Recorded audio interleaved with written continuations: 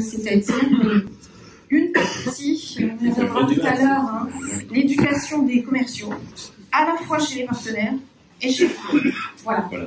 Oui, on parlait beaucoup de social selling, maintenant le grand truc c'est le sales enablement, hein, donc on essaiera de définir ça également, définir l'intelligence artificielle, sales enablement, etc. Jean-Luc, toi tu travailles chez Axis Consultant, c'est ça, tu as une démarche différente des outils Martech.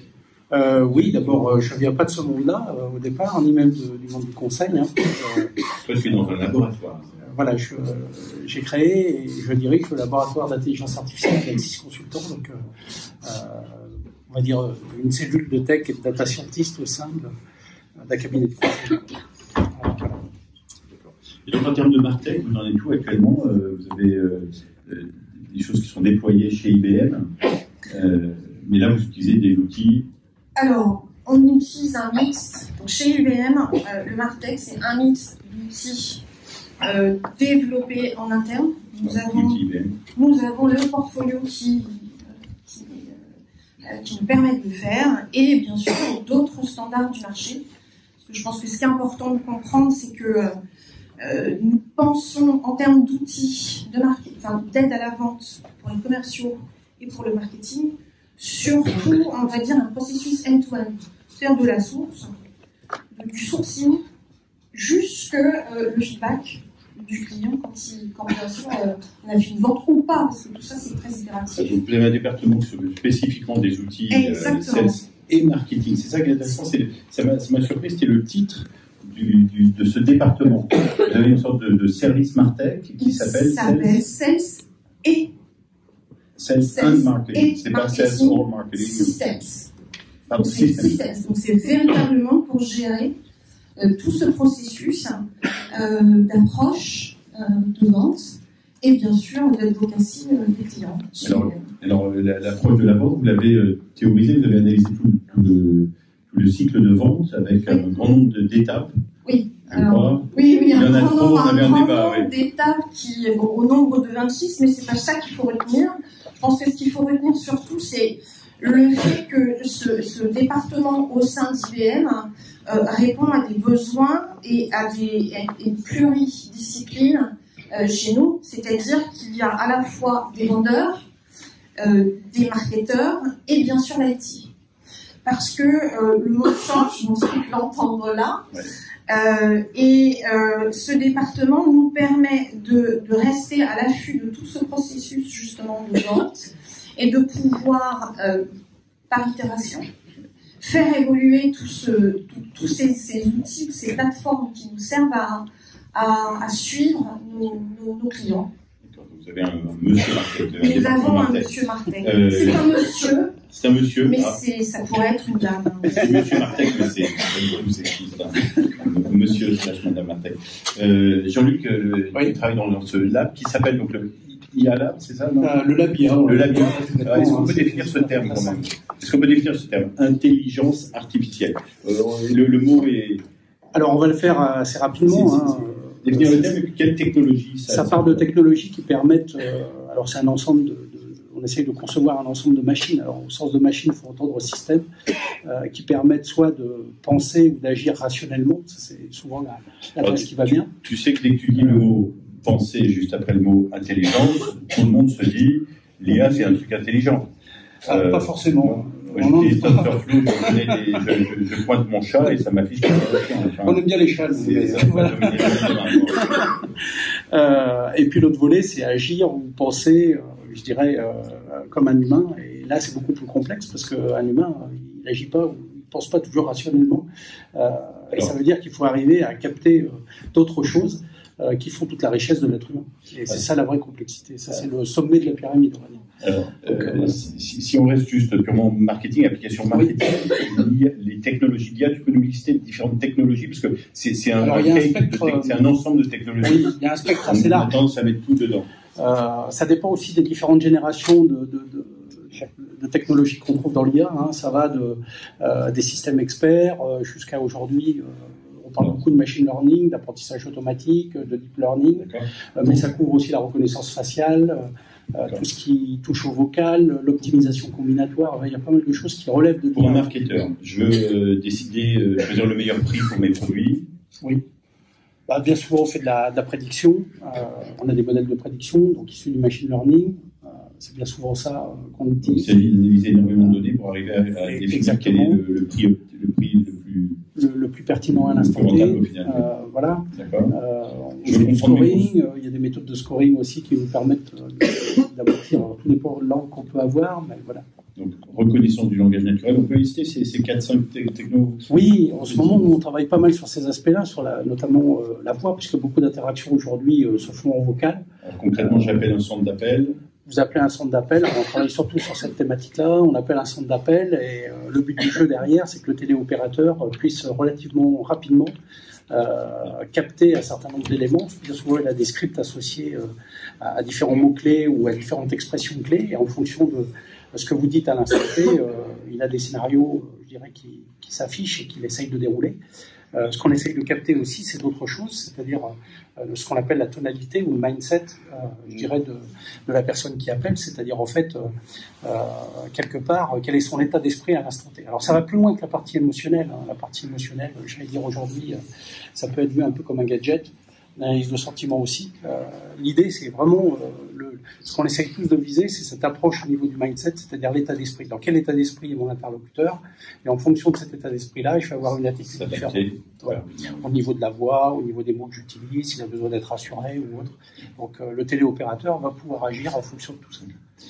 Sandrine, donc il y a le terme Sales Enablement. Oui. Le Sales Enablement, tu peux définir ce que c'est exactement? Alors, chez IBM, le Sales Enablement, c'est la mise en capacité de chaque commercial face à un territoire, un client, une industrie. Donc là aussi, on travaille un peu comme pour Marcom, dont je parlais tout à l'heure, au moins en binôme. C'est-à-dire que il y a le commercial, il y a la RH et il y a aussi le marketing. Donc c'est sur une méthodologie, on va dire, agile, qui permet de nous focaliser sur deux grands axes. Le premier axe, j'appelle core, c'est-à-dire pour être commercial, il faut connaître son métier et répondre aux transformations même de son métier au fil des années. Et puis évidemment connaître le portfolio IBM. Ça, c'est le corps du corps. Et ce qu'on appelle, grosso modo, les hard skills. Et puis, bien sûr, il y a aussi, on en parlait tout à l'heure avec M. Mallard, les soft skills. Pour l'instant, on n'est pas dans l'état skills, on est encore dans les soft skills.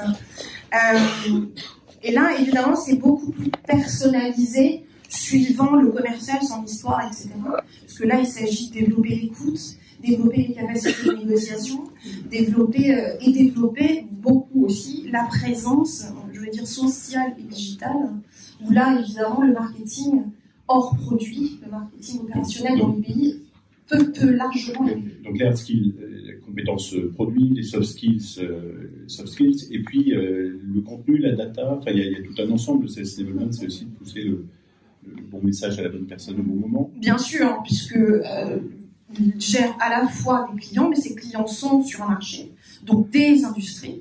Donc on se doit, de la même manière, de end-to-end, de produire pour chaque commercial une information industrie, métier, pour être à l'écoute justement de son client et comprendre son métier. Il y a un nouveau terme qui arrive, c'est guided selling, c'est guider le commercial tout au long grâce à un algorithme, même pendant les rendez-vous, pendant les coups de fil, pendant tous ces domaines-là. Et la data B2B, il faut mettre de l'ordre dans ces données. Qu'est-ce qu'il faut faire avec toutes ces datas? Alors, on parlait tout à l'heure du fuel.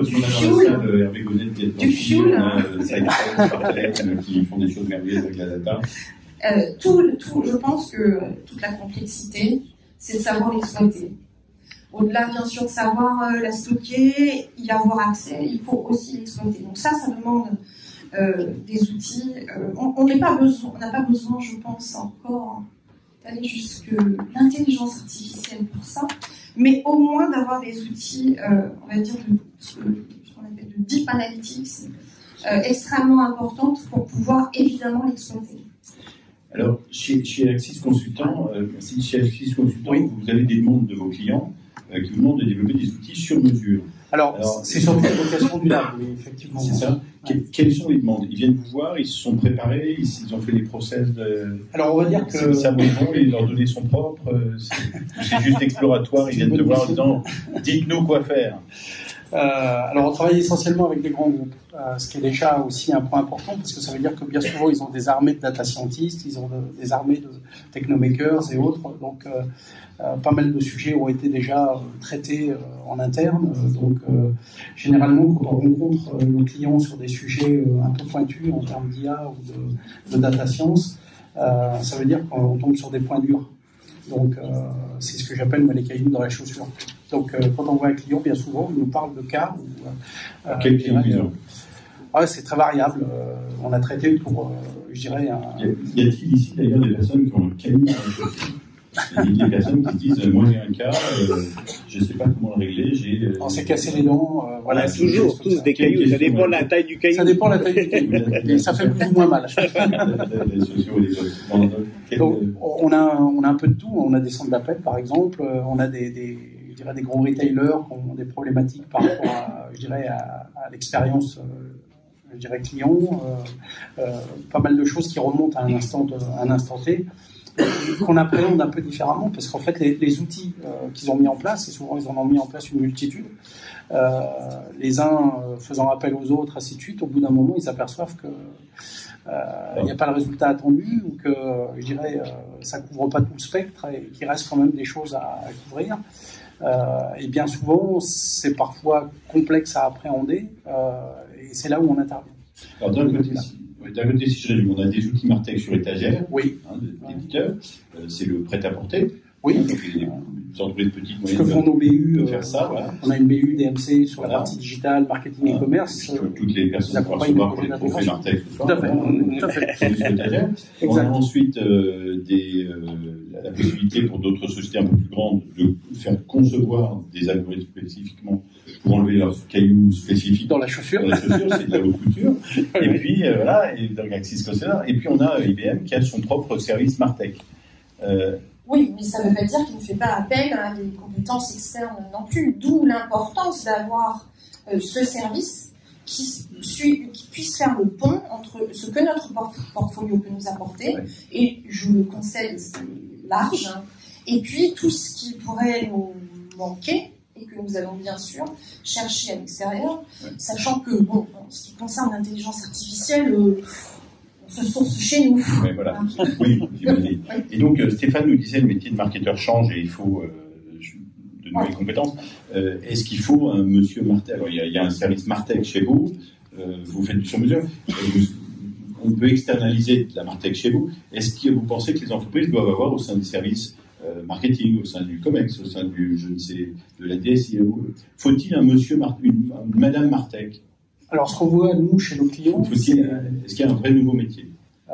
Peut-être, mais ce qu'on voit, nous, chez nos clients, c'est plutôt un leader dans ce domaine-là qui s'impose. Hein. C'est moins quelqu'un qui a un rôle de manager ou qui est dans une hiérarchie, mais plutôt quelqu'un qui est, je dirais, reconnu, cautionné par ses pairs et qui a ce profil-là, cette sensibilité-là. Et voilà, c'est plutôt un rôle de leader. On voit souvent des acteurs. C'est là où je vous rejoins, parce que quand je dis qu'il y a un service, je ne suis pas en train de parler de management.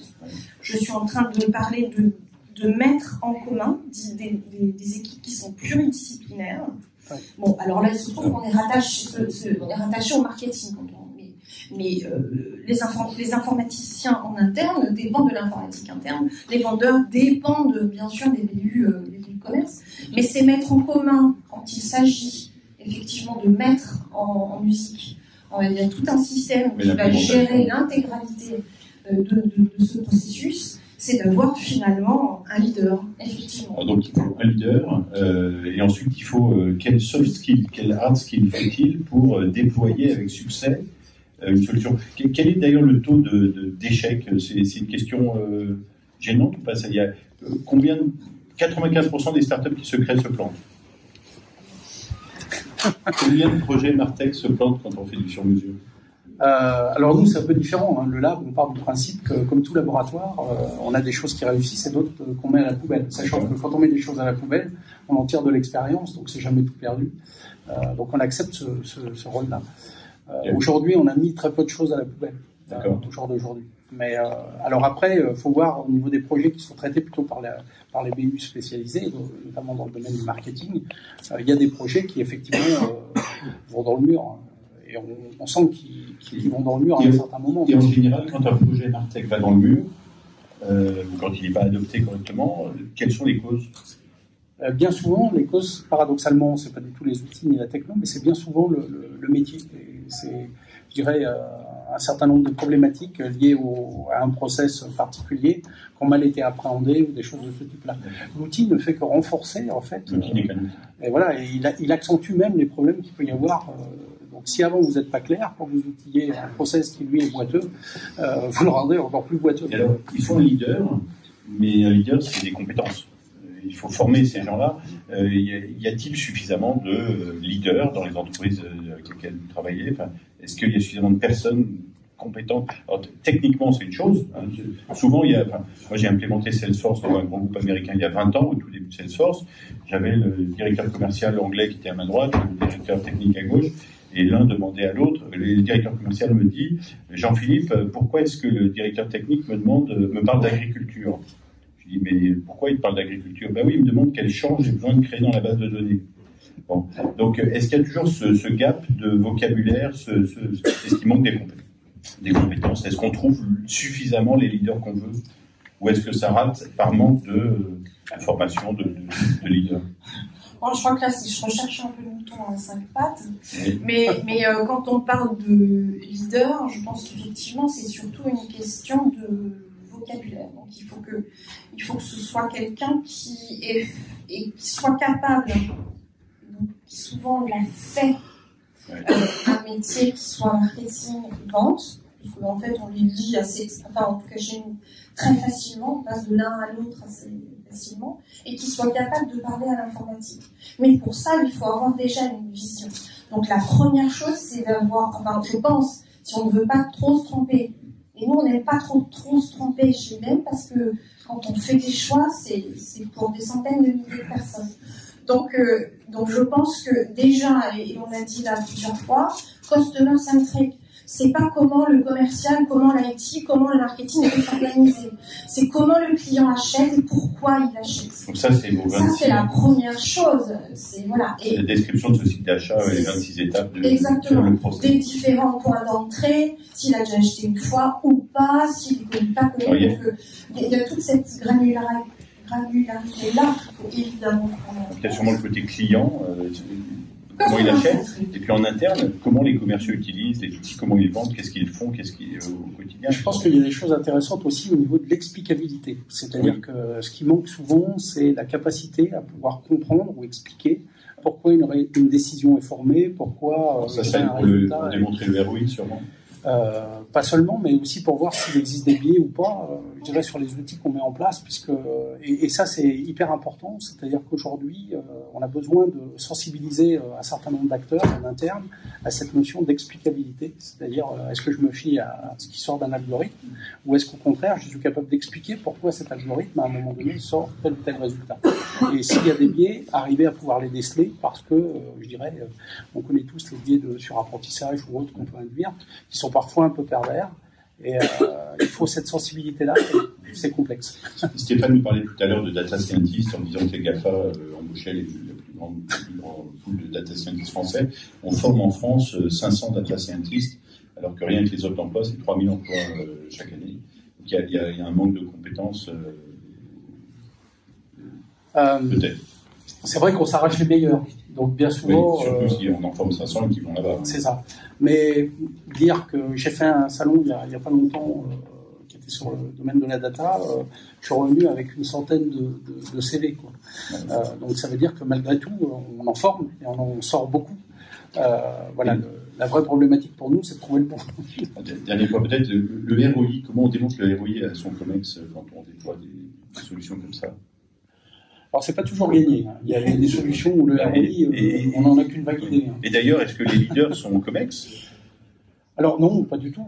Souvent, on les trouve pas du tout dans un COMEX ni dans un CODIR. Je dirais, c'est des gens qui sont reconnus, qui ont une fonction parfois de management, parfois pas. mais qui sont des vrais influenceurs en interne, qui sont capables de porter un certain nombre de choses. Donc ça peut être des chargés de projet ou autres qui ont cette capacité-là. Je dirais qu'il faut qu'ils soient choisis par le COMEX. C'est donc engageant pour le COMEX, oui. c'est ce que je veux dire par là.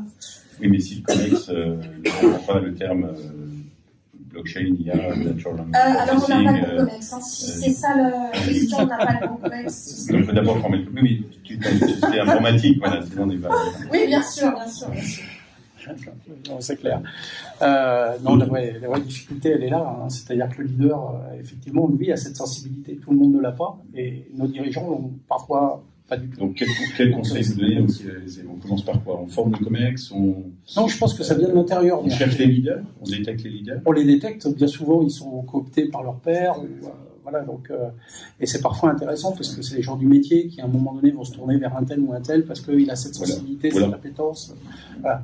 Après, pour les dirigeants, il faut avoir l'œil, arriver à repérer ces leaders-là et s'appuyer sur eux pour effectivement. Et alors, sur les outils du commerce, sur les outils des éditeurs, bon, il y a les trophées, on va laisser la parole maintenant pour les trophées. Oui. Mais on fait quoi? En test and learn, on est en mode, on essaye un outil, on voit le retour et puis. On est prêt à changer sans cesse. Il y a plusieurs approches. Tout expérimenter. Il y a plusieurs approches en la matière. On peut effectivement, on fait beaucoup de POC aujourd'hui. C'est un peu la mode. On POC beaucoup de choses pour voir ce que ça donne. Et parce que souvent on a une difficulté à cadrer le ROI. Quoi. Merci beaucoup. En tout cas, pour cette réponse. De rien. Une question. On peut les applaudir.